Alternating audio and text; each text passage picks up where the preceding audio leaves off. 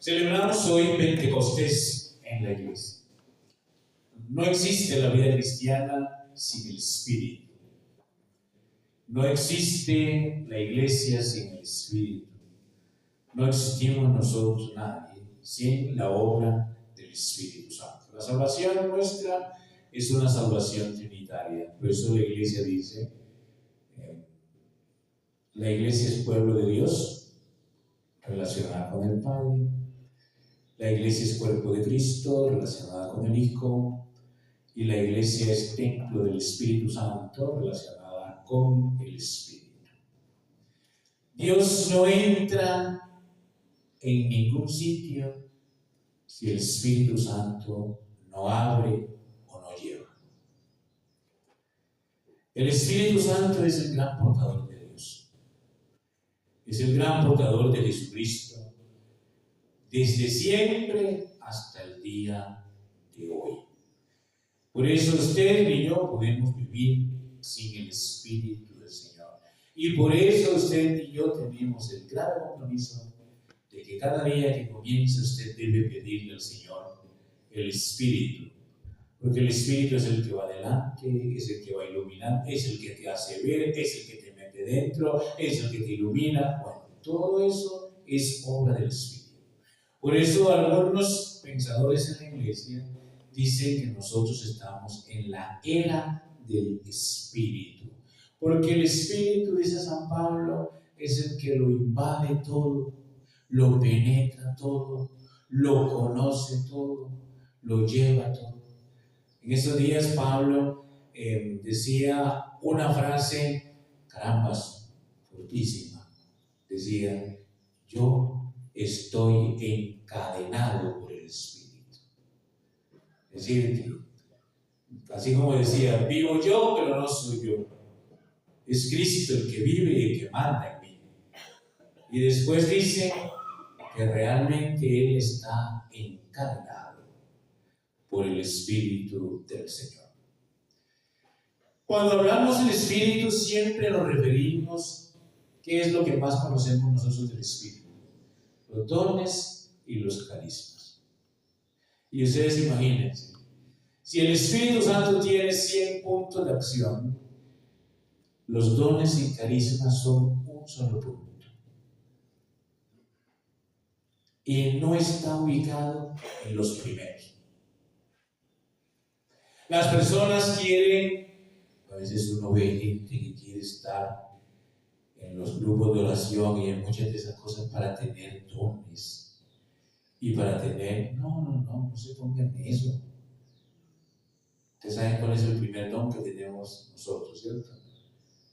El don de Jesucristo el Señor. El don de Dios grandioso, de Dios Padre, es Jesucristo el Señor. Y así pues entonces tenemos varias cosas. Les voy a decir 4 o 5 cositas que ustedes deben saber sobre esto porque es muy necesario. Lo primero es la relación del Espíritu Santo y cada uno de nosotros. Eso es posible que la salvación se le meta a usted si el Espíritu Santo la entra. Si el Espíritu no la entra, usted sigue siendo una persona pagana. Y usted sigue siendo una persona inconversa. Y usted sigue siendo una persona que cree en Dios, pero no está en los caminos de Dios. Entonces son 2 cosas completamente distintas. Eso es lo primero. ¿Ya? Y si a nosotros nos preguntan en la iglesia, ¿cuál sería lo más grandioso del Espíritu en nuestra vida? ¿Qué sería lo primero? ¿Qué sería lo primero? Lo primero es abrir el mundo de Dios a los hombres. Lo penetra todo y lo invade todo y lo posee todo. Escruta nuestro espíritu y nuestro interior. Entonces, quien hace posible que usted se abra a Dios es el Espíritu Santo. Y Él es el único que lo trae. No hay nadie más. ¿Verdad? El Espíritu, y después del Espíritu la Virgen. Después del Espíritu, la Virgen Santísima es la que lleva a a Jesucristo el Señor. Eso es lo primero. Lo segundo, creo que en esta vida de nosotros, la vida de la fe, la obra, lo primero que hace en nosotros también el Espíritu es convertirte en hijo adoptivo de Dios. Le cambia el ser. El Espíritu Santo es el único que lo coge a usted, lo convierte de criatura en hijo. Eso no lo hace nadie más. Cuando usted dice, yo acepto a Jesucristo muerto y resucitado por mí, el Espíritu Santo coge a Cristo y te lo mete en tu vida. Por eso se llama el agente principal de la interiorización. Eso es grandioso. Por eso les decía, no podemos simplemente reducirnos al tema de los dones y carismas, porque eso se refiere a un capítulo de todo eso. Si usted debe agradecer al Espíritu Santo algo, es que fue Él quien lo convirtió a usted, la convirtió a usted en hijo o en hija de Dios y le dio la dignidad al Espíritu. Es la segunda cosa grandiosa que debemos contemplar hoy en Pentecostés. La tercera es el gran portador de Jesucristo el Señor. Jesucristo dice el Espíritu de la verdad. ¿Qué es el Espíritu de la verdad? Porque te revela la verdad de Dios, y cuando Dios y Cristo se mete en ti, tú te das cuenta de la verdad de tu vida. Antes no te das cuenta. Solo cuando el Espíritu mete a Cristo en nuestra vida, nosotros comenzamos a descubrir la verdad de nuestra vida. Hay gente que se atormenta por eso. Pero hay que tener mucho cuidado. Como también hay unos que no han experimentado eso. Uno comienza a darse cuenta. Incluso te das cuenta de tu vida pasada y de todos los desastres que has hecho. Te los enseña a leer. Te los muestra porque te los muestra. Para que te salves. Pero a veces esas cosas no suceden porque todavía nos hace falta que sean. Así pues, esta realidad es importante. Por ejemplo, el Espíritu Santo y los sacramentos. ¿Ustedes creen, por ejemplo, que yo, que soy sacerdote, yo voy a tener poder para convertir a un niño en hijo de Dios? No, no nos digamos mentiras para eso. Uno es el ministro y uno es una mediación. Está bien.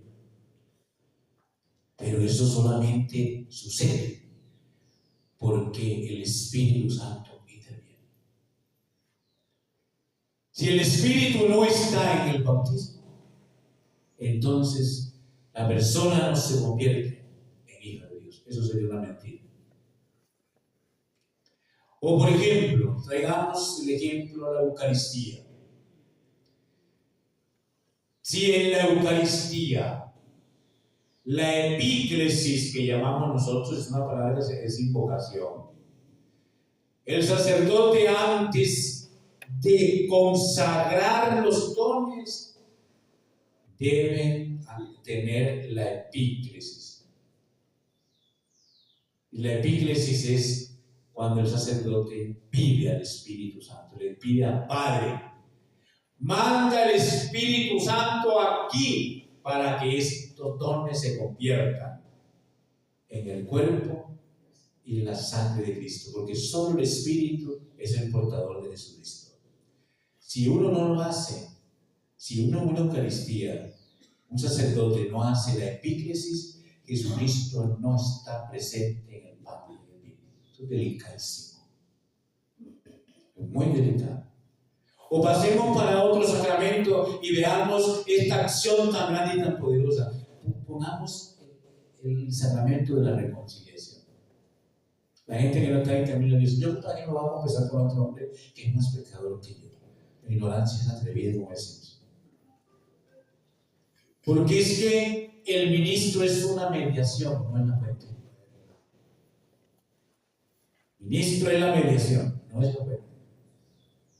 Entonces, ¿qué es lo que pasa, por ejemplo, en el sacramento de la reconciliación? ¿Qué pasa? Que el sacerdote, porque su ministerio tiene el Espíritu, entonces es capaz de perdonar los pecados.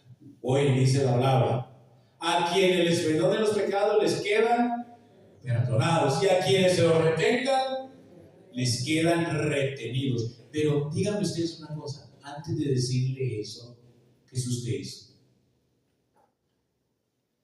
Que aquí es donde está el detalle. Antes de decirles que a quienes le perdonen los pecados le quedan perdonados, y a quienes se los retengan les quedan retenidos, ¿qué fue lo primero que hizo? Sopló sobre ellos, y sopló sobre ellos para que recibieran ¿a quién? Al Espíritu, y de esa manera pudieran perdonar el pecado. ¿Ven? Esto es una cosa muy clarísima. Bueno, otro puntico, el cuarto.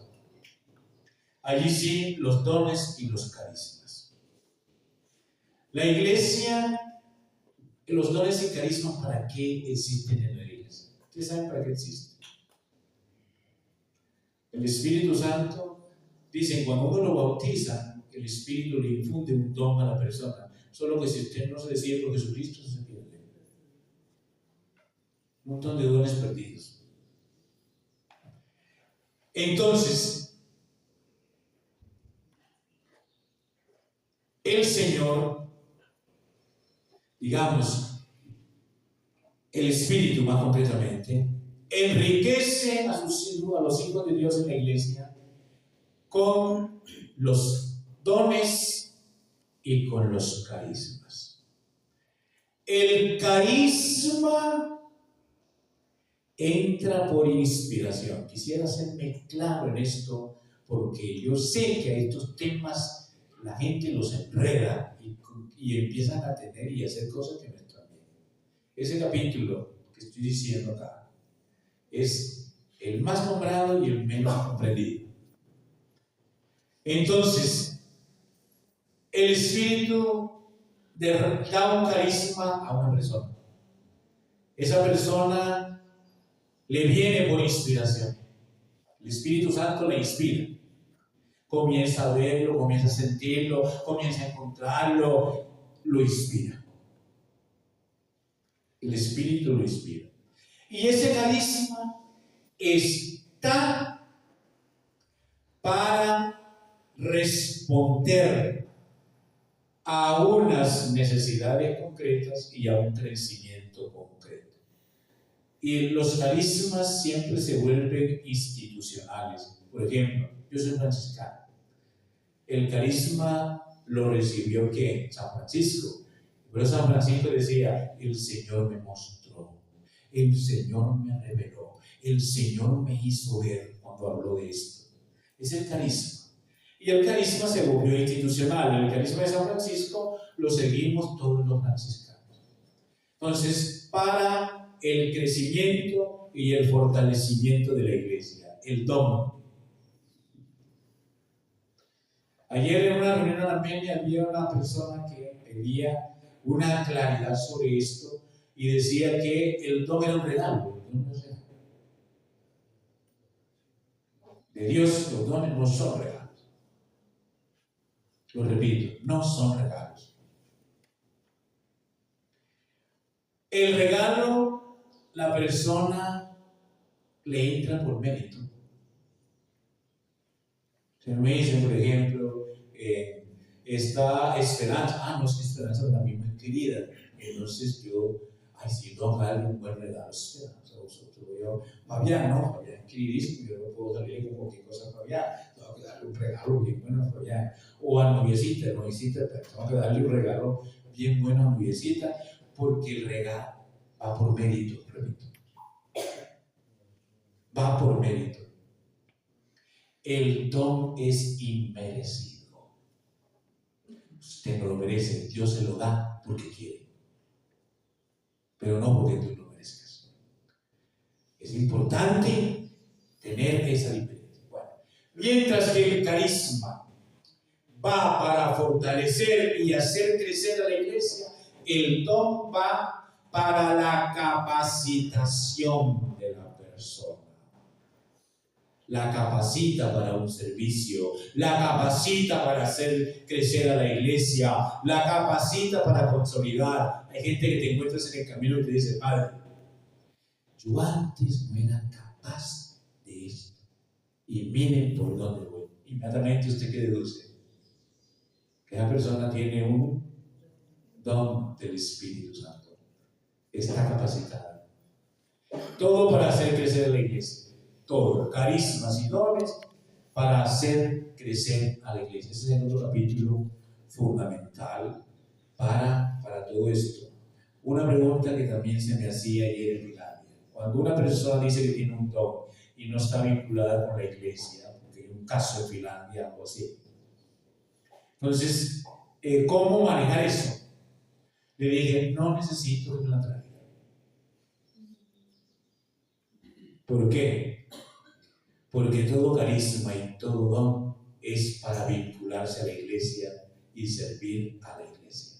Cuando eso no se da, del Espíritu no viene. ¿Está claro? Eso tiene toda su lógica interna. Hay gente que es buena, hay gente que es buena, pero con unos estados de inconversión tremendo. Se lo he dicho a un muchacho en estos días también, algo parecido. Es que yo a veces percibo esto, yo tengo un don y la gente me dice que yo tengo ese don. Le dije: pero yo nunca te he visto aquí en la iglesia. Yo dije: yo en la iglesia nunca te he visto. Y a mí me cuesta muchísimo admitir que ese don esté, porque todo don que da el Espíritu es ¿para qué? Para edificar a su iglesia. Miren todo lo que hay detrás de esta dinámica del Espíritu Santo en Pentecostés. Por eso yo digo: si el Espíritu está abandonado, usted preste atención. ¿Por qué crees tú, por ejemplo? Dice que el Espíritu gime en nuestro interior y va al encuentro de nuestra debilidad, ¿ya? Y el Espíritu se expresa por ti, el Espíritu hace por ti. Uno se da cuenta de que yo hice tal cosa, yo ni siquiera no supe ni cómo hice eso. No, es el Espíritu poderoso que lo capacita a usted o lo utiliza para hacer las cosas. Entonces, creo que es muy necesario, queridos hermanos, y mirar, por ejemplo, por qué a veces nosotros hacemos oración y oración y oración, ni sentimos nada. Tienen que tener cuidado. Puedes estar recitando letra muerta. Tú necesitas el Espíritu poderoso para poder dirigirte al Señor, porque eres el que lleva de aquí para allá y trae de allá para acá. Esa es la obra del Espíritu. Eso es Pentecostés. Y por eso la iglesia no vive ni crece sin el poder del Espíritu Santo. Pídalo para usted. Así sea. Creo en Dios, Padre Todopoderoso, Creador del cielo y de la tierra. Creo en Jesucristo, su único Hijo, nuestro Señor, que concebido por obra y gracia del del Espíritu Santo. Nació de Santa María Virgen. Padeció Bajo el poder de Poncio Pilato. Fue crucificado, muerto y sepultado. Descendió a los infiernos. Al tercer día resucitó de entre los muertos. Subió a los cielos y está sentado a la derecha de Dios Padre Todopoderoso. desde ahí de venir a Para vivos y muertos. Creo en el Espíritu Santo, la Santa Iglesia Católica, la comunión de los santos, el perdón de los pecados, la resurrección de la carne y la vida eterna. Amén.